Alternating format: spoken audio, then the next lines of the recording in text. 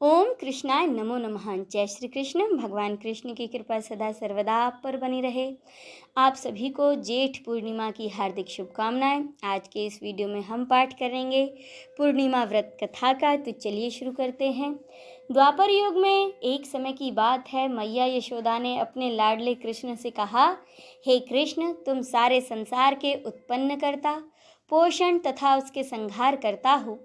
आज कोई ऐसा व्रत मुझसे कहो जिसके करने से इस मृत्यु लोक में स्त्रियों को विधवा होने का भय न रहे तथा यह व्रत सभी मनुष्यों की हर प्रकार की मनोकामनाओं को पूरा करने वाला हो। श्री कृष्ण कहने लगे, हे माता, तुमने बड़ा ही सुंदर प्रश्न किया है। अब मैं तुमसे ऐसे ही एक व्रत को विस्तार से कहता हूँ, तुम ध्यान से सुनो।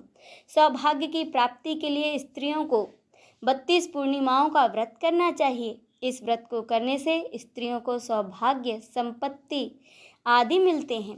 यह व्रत अचल सौभाग्य को देने वाला और भगवान शंकर के प्रति मनुष्य मात्र की भक्ति को बढ़ाने वाला है।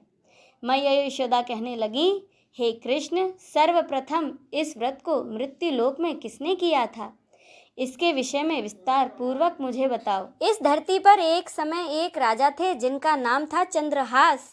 वे अनेक प्रकार के रत्नों से परिपूर्ण कातिका नाम की नगरी पर राज करते थे। उनकी नगरी में धनेश्वर नाम का एक ब्राह्मण रहता था, जिसकी पत्नी बहुत ही सुशील और रूपवती थी। उस ब्राह्मण के घर में धन धान्य आदि की कोई कमी नहीं थी, लेकिन उसकी कोई संतान न होने के कारण वह बहुत ही दुखी रहता था। एक दिन उसकी नगरी में एक तपस्वी आया। वह तपस्वी उस ब्राह्मण के घर को छोड़कर सभी घरों से भिक्षा लेता और उसी से अपना पेट भरता। एक दिन वह तपस्वी सभी घरों से भिक्षा मांगकर बड़े प्रेम पूर्वक खा रहा था। तभी धनेश्वर ने योगी को यह सब करते हुए देख लिया और वह योगी के पास जाकर बोला कि हे महात्मन, आप सभी घरों से भिक्षा लेते हैं, लेकिन मेरे घर कभी नहीं आते। क्या मैं इसका कारण जान सकता हूँ? योगी ने कहा कि निसंतान के घर की भिक्षा पतितों के अन्न के समान होती है, और ऐसे में जो भी पतितों का अन्न खाता है वह भी पतित हो जाता है। क्योंकि तुम निसंतान हो, इसीलिए तुम्हारे घर की भिक्षा मैं नहीं लेता हूँ। योगी की इस बात से धनेश्वर को बड़ा दुख हुआ और वह योगी के पैरों पर गिर पड़ा और कहने लगा कि हे महाराज, अब तो आप ही कृपा करके मुझे पुत्र प्राप्ति का कोई उपाय बताएं। मैं पुत्र न होने के कारण बहुत ही दुखी रहता हूँ। सब कुछ होते हुए भी मैं खुश नहीं हूँ।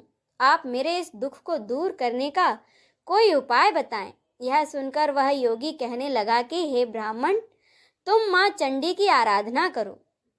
योगी के कहे अनुसार धनेश्वर ने घने वन में जाकर माँ चंडी की आराधना की और उपवास किया। माँ चंडी ने 16वें दिन धनेश्वर को सपने में आकर दर्शन दिए और कहा कि धनेश्वर, तेरे यहाँ पुत्र होगा, लेकिन वह 16 वर्ष की आयु तक ही जीवित रहेगा। लेकिन यदि तुम दोनों पति पत्नी 32 पूर्ण मासियों का व्रत करोगे तो तुम्हारे पुत्र की आयु लंबी हो जाएगी। प्रातःकाल तुम्हें इसी स्थान पर एक आम का पेड़ दिखेगा। उस पर चढ़कर तुम एक फल तोड़कर शीघ्र ही अपने घर जाना और अपनी पत्नी को वह फल दे देना। ऋतु स्नान के बाद स्वच्छ होकर भगवान शंकर का ध्यान करके जब वह यह फल खा लेगी, तब भगवान शंकर की कृपा से तुम्हारे यहाँ एक बहुत ही सुंदर पुत्र का जन्म होगा। माँ भगवती और महादेव की कृपा से कुछ समय बाद उसके घर एक बहुत ही सुंदर पुत्र का जन्म हुआ, जिसका नाम उन्होंने देवीदास रखा। दुर्गा जी की आज्ञा के अनुसार उसकी माता ने 32 पूर्ण मासियों का व्रत रखना शुरू कर दिया। 16वां वर्ष लगते ही देवीदास के माता पिता को चिंता सताने लगी कि कहीं उनके पुत्र को कुछ हो ना जाए। तभी धनेश्वर ने देवीदास के मामा को बुलाया और उससे कहा कि देवीदास को 1 साल के लिए काशी ले जाओ, वहाँ इसे विद्या पाठ कराओ और 1 साल बाद इसे वापस ले आना। इस तरह देवीदास एक घोड़े पर बैठकर अपने मामा के साथ काशी के लिए निकल पड़ा। धनेश्वर ने अपने पुत्र की दीर्घायु के लिए भगवती दुर्गा की आराधना और पूर्णमासियों का व्रत करना शुरू कर दिया। इस प्रकार 32 पूर्णमासियों का व्रत उसने पूरा किया। कुछ समय बाद मामा और भांजा किसी नगर में रात बिताने के लिए ठहरे हुए थे। उसी दिन उस गांव में एक ब्राह्मण की कन्या का विवाह होने वाला था। जिस धर्मशाला में वर और उसकी बारात ठहरी हुई थी, वहीं पर देवीदास और उसके मामा भी ठहरे हुए थे। संयोग से जब कन्या को तेल आदि चढ़ाकर मंडप में लाया गया, उसी समय वर को दौड़ा पड़ गया। तब वर के पिता की नज़र देवीदास पर पड़ी और उसने सोचा कि यह लड़का बिल्कुल मेरे बेटे जैसा ही सुंदर है। मैं क्यों ना इसके साथ ही उस कन्या का विवाह करा दूं और बाद में विवाह के अन्य कार्य अपने लड़के के साथ करा लूँगा। ऐसा सोचकर वर का पिता देवीदास के मामा के पास जाकर बोला कि तुम थोड़ी देर के लिए अपने भांजे को हमें दे दो। और उसने अपनी सारी योजना उन्हें बताई। तब लड़के के मामा ने कहा कि लग्न में जो कुछ भी मधुपर्क आदि कन्यादान के समय वर को मिले, वह सब हमें दे देना, तो ही मेरा भांजा इस बारात का दुल्हा बनेगा। वर के पिता ने उसकी बातें स्वीकार कर ली और इस तरह से देवीदास का विवाह उस कन्या के साथ हो गया।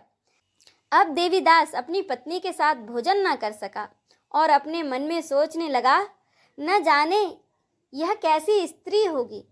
लड़के को ऐसा करना सही नहीं लगा और उसकी आंखों में आंसू आ गए। तब वधू ने पूछा, क्या बात है, आप इतने दुखी क्यों हैं?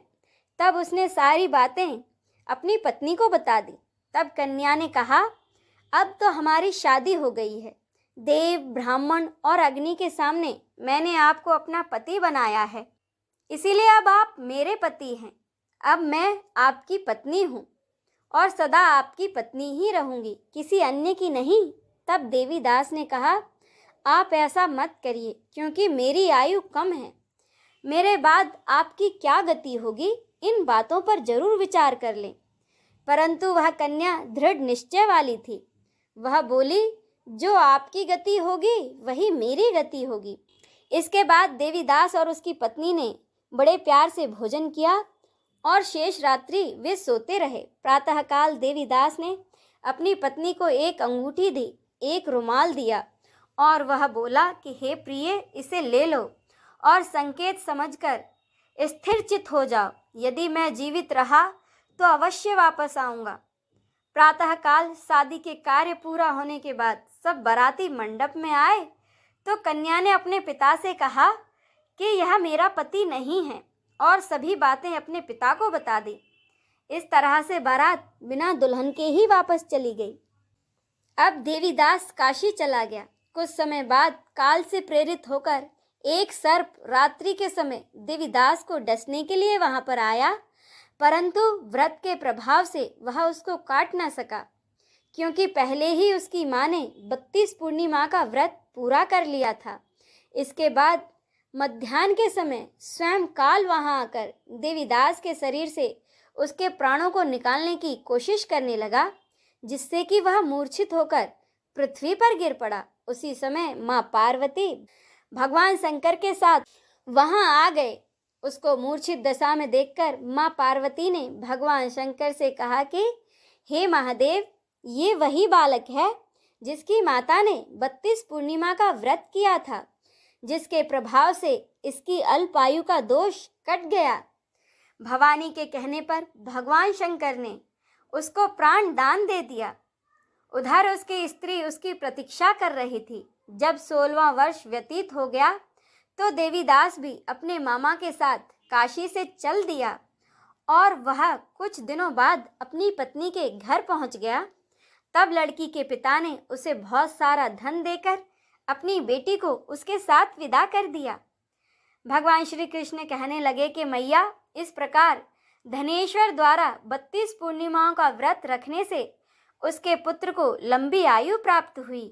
अतः जो भी स्त्रियां ये व्रत को करती हैं, वे जन्म जन्मांतर में वे धव्य का दुख नहीं भोगती और सदैव सौभाग्यवती रहती हैं। यह व्रत पुत्र पौत्र को देने वाला तथा संपूर्ण मनोकामनाओं को पूरा करने वाला माना गया है। इसी के साथ यह व्रत कथा संपूर्ण होती है। बोलिए वासुदेव श्री कृष्ण की जय, राधा रानी की जय, नमः पार्वते पते, हर हर महादेव की जय।